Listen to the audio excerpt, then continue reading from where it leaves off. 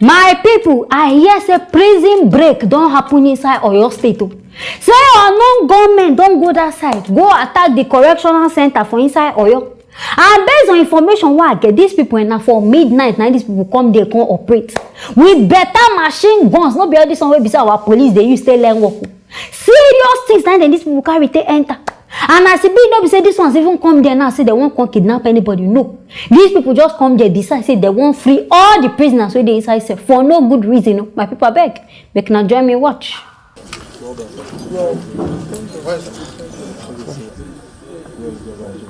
It was last night at about 10:05 that I got information from the officer in charge that the correctional center here in Abolongo was attacked by unknown gunmen. They came in a large number and there was sporadic shooting.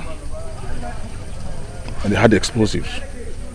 And they attacked the correctional center and freed inmate in custody. Well, there was casualty. One of the inmates that wanted to jump for a fence, I think he fell down and lost his life. Damages were done. And for them to be released, definitely the doors and bars will have been destroyed. They've gone searching for inmates, and in the last 2 or 3 hours, they've recaptured more than close to 300 inmates.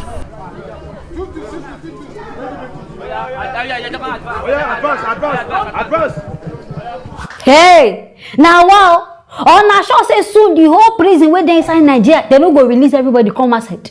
Make they come to terrorize us. I make a reason this matter before now inside not. Could get all those kinds and now this kind of prison break they happen. On a they say now don't they enter Yoruba land. Oyo State self now they don't start to they break places. And based on information why I hear some 837 prisoners. I beg who can remain? If 837 people don't run, come out.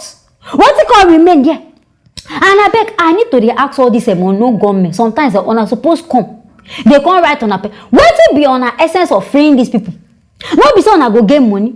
I be on a fuku just talk so on a get person inside this place where be saying I won't come release. At least now release the person, leave the remaining people.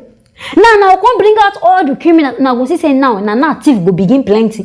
Kidnappers go come outside. They go just plenty everywhere.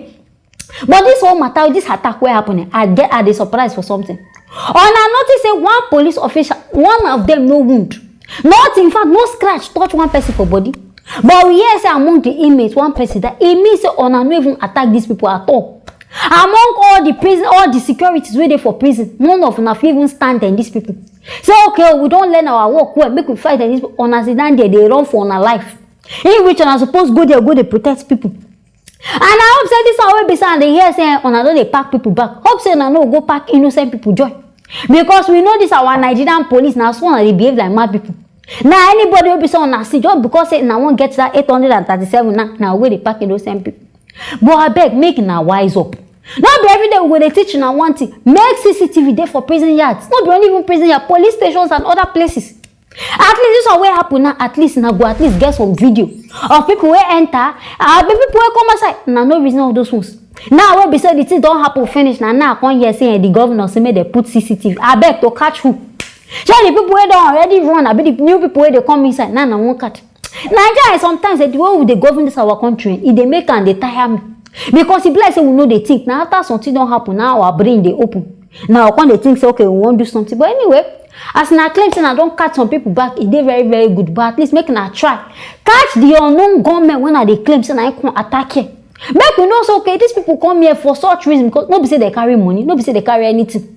And I know they tell us where they even carry guns. Now they talk saying are prisoners. And they very certain say on they hide something. So making a doing an investigation well. Come give us better info about this matter. Anyways, my people now here I go end them on this matter. Make now stay tuned for our next story.